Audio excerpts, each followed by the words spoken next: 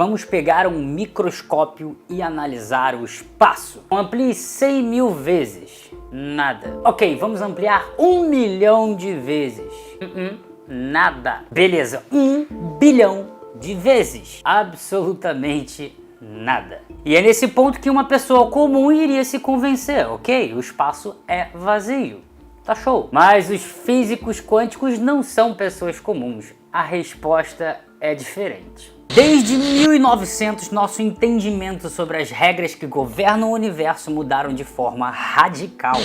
Ao invés do simples e relativamente intuitivo mundo dos pêndulos e polias, leis de Newton da gravidade e as equações de Maxwell do eletromagnetismo, a descoberta da mecânica quântica e da teoria da relatividade nos mostrou que o universo se comporta de forma bastante inesperada e de maneiras que fogem completamente do nosso cotidiano. Aprendemos que dois relógios movendo em velocidades diferentes marcaram tempos diferentes, que partículas podem se comportar como ondas e que o gato de Schrödinger está morto e vivo ao mesmo tempo. A relatividade especial foi desenvolvida em 1905 e foi na década de 1920 que um grupo de físicos elaborou as regras da mecânica quântica. Inicialmente, essas duas teorias foram inventadas de forma independente, mas se ambas são verdadeiras, então existe uma teoria que as unifique. E essa combinação nós chamamos de mecânica quântica relativística. E a história dessa nova teoria começa a chamar bastante atenção com um físico britânico chamado Paul Dirac. As equações de Dirac resultaram em algo extremamente incrível que chamamos de antimatéria. Foi em 1932 que o físico Carl Anderson descobriu experimentalmente a antimatéria. Seguindo na história pela década de 40, um entendimento mais aprofundado do mundo quântico começou a surgir. Richard Feynman, Julian Schinger e Shinichiro Tomonaga desenvolveram o que chamamos agora de eletrodinâmica quântica, a EDQ. Mas antes de continuarmos na EDQ, preciso que você preste a maior atenção possível agora. Existe uma coisa que a gente chama de antiga física quântica, e ela é toda essa física quântica que a gente ouve pela história desde o início do século XX e vai mais ou menos até a Conferência de Sylvie em 1927. A rigor, para quem quer pesquisar mais a fundo, existe a primeira quantização e a segunda quantização, que também é chamada de quantização canônica. Toda aquela coisa de a física quântica tá errada porque não concorda com a relatividade, sobre se o universo é determinista ou probabilístico, de Einstein dizendo que Deus não joga dados e Niels Bohr respondendo pare de dizer a Deus onde jogar dados. Tudo isso é a física quântica antiga. Desde então, muita coisa aconteceu, muita coisa se desenvolveu.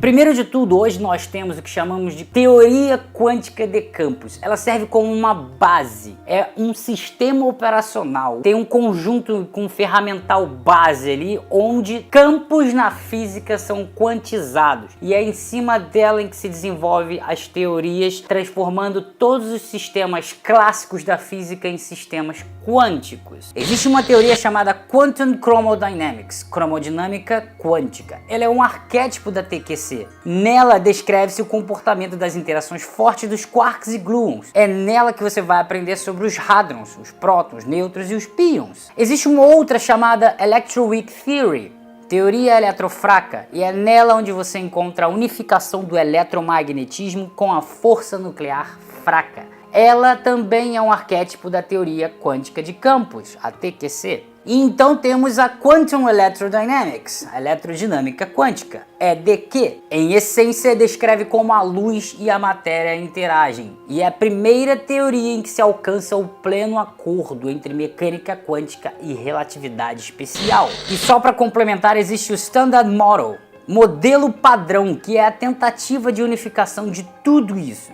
Gente, é exatamente a partir daqui, tendo você estudado tudo isso, que você vai começar a entender de maneira mais clara a teoria das cordas, supersimetria, supercordas, universos paralelos, enfim. A EDQ, eletrodinâmica quântica, nos mostra que o campo elétrico também é quantizado em pacotes discretos de fótons. A EDQ descreve dois elétrons interagindo em que um emite um fóton enquanto o outro o absorve. Até aqui tá ok. No entanto, os fótons trocados não são os fótons sem massa que a gente conhece da luz. Na verdade, esses fótons na EDQ possuem massa, chamamos de fótons virtuais. E estudando mais a fundo isso, a gente acaba vendo que é possível uma quantidade de energia extra poder simplesmente aparecer do nada por um breve momento e desaparecendo rapidamente. Quanto maior for a energia, menor a quantidade de tempo ela irá existir. Embora fótons com massa já pareça algo extremamente absurdo, a coisa piora.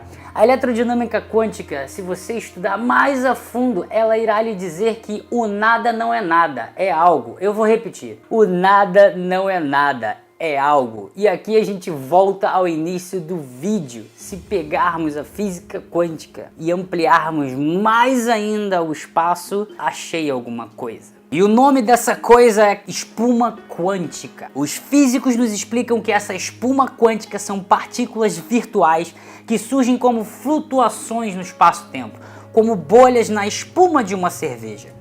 As bolhas na espuma quântica são quadrilhões de vezes menores do que os núcleos atômicos e duram frações infinitesimais de um segundo. Como podemos ter certeza de que essa espuma quântica existe?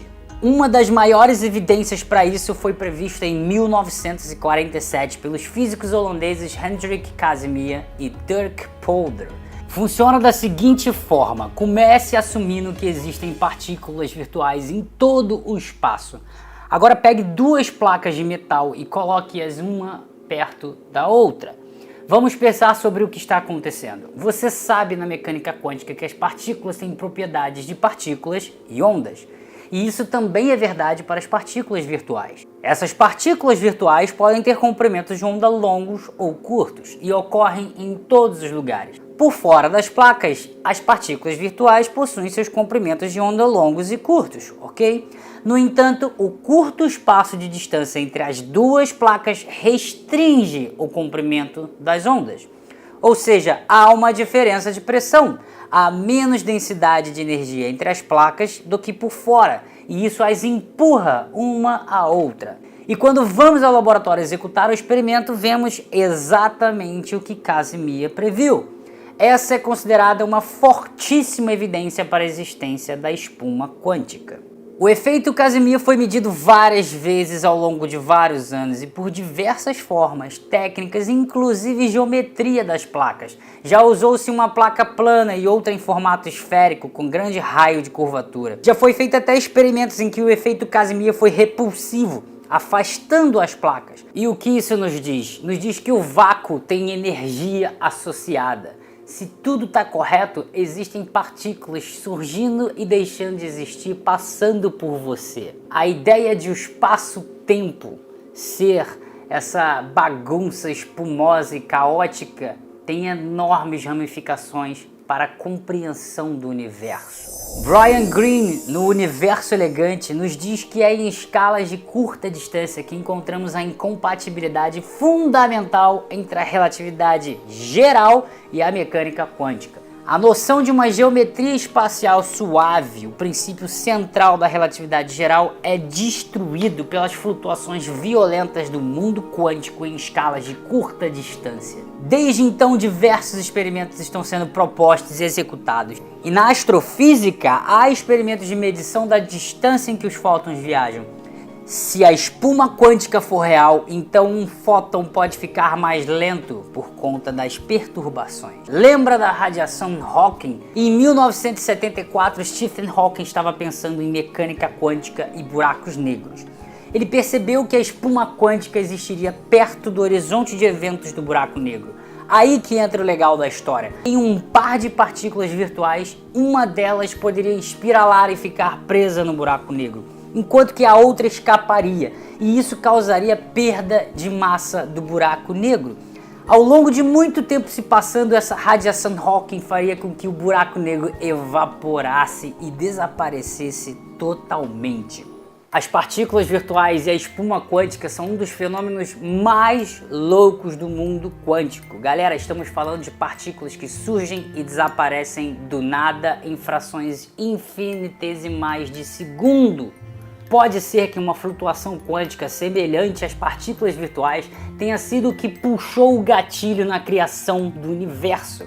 Um começo louco, onde estamos aprendendo o bizarro são as regras e os sonhos são a realidade. Muito obrigado a todos vocês que ficaram até aqui e antes de finalizar o vídeo eu gostaria de indicar um livro que creio ser o melhor na introdução da física quântica. Se chama Alice no País do Quantum. Link na descrição para a compra do livro. Não se esqueça de compartilhar o vídeo nas redes sociais.